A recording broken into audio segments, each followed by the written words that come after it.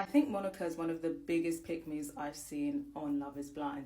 And I'm just honestly so confused. Like, I find her a bit strange because what's going on, sis? The first red flag was this whole cheating conversation that she had with Stephen.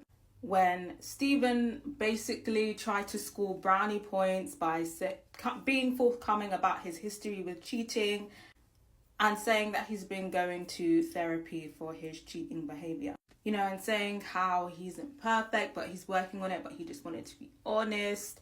You know, that whole emotional manipulation game, like, yeah, I did bad in my past, but I'm trying to be a changed man and I'm being honest, I'm doing things differently this time. One thing about a serial cheater is they're going to change their tactics up every once in a while. And this is him changing his tactics. And I also think this was him fishing for a foolish wife.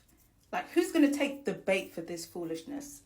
And Monica was there, ready to jump inside the net. Because she's talking about, thank you for being honest, it's okay. I've had my own horrible history with cheating, but I believe in forgiveness. And, you know, people grow.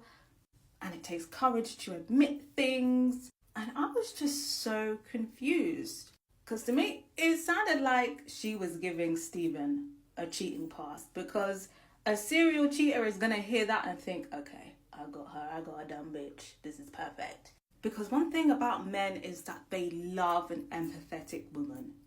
That's why for me, when men put, I want empathy, like I'm looking for someone with empathy on their dating profile, it's a red flag. And it's a red flag for me because women are socialized to be empathetic, especially to men. So when men emphasize their need for that or they fish for that, it's a red flag.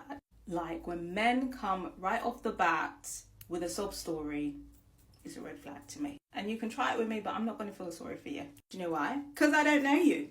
And they like to do that as a form of guilt tripping. Don't fall for it. But like I said, Monica fell for the bait and Stephen rubbed his hands together and he was like, my perfect victim.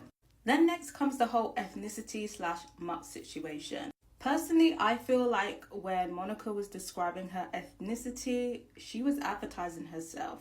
And I feel like she was trying to come across as ethnically ambiguous.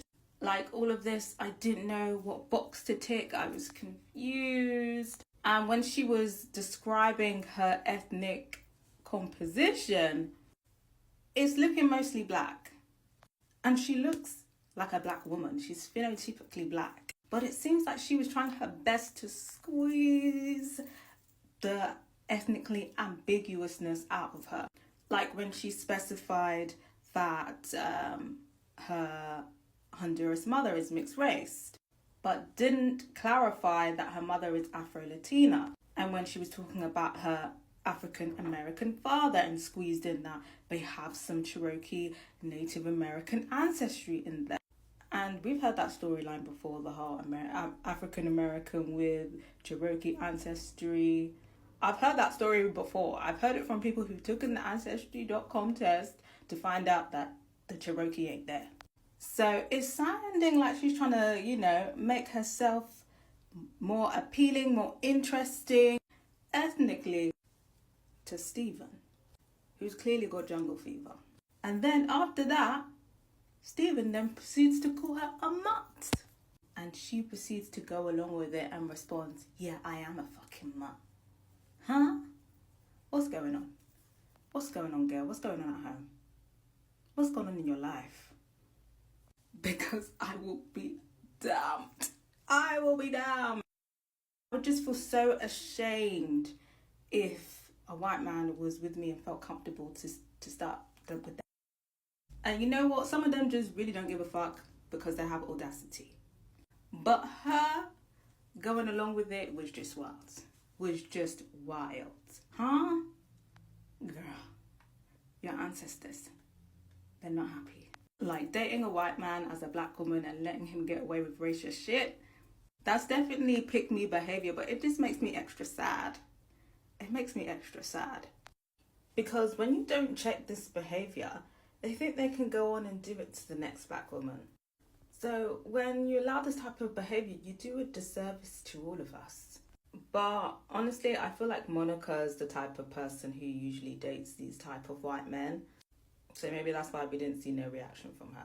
Another obvious pick me thing that we saw with her is just her being very honest about her drop in standards. Like she really said, like, yeah, in the past my standards were high. You had to be from a certain um, educational background. You used to have a certain job. But she's saying that she's dropping all those standards, and she's dropping all those standards to be with Stephen, who literally has no redeeming qualities. Like, he literally has no redeeming qualities.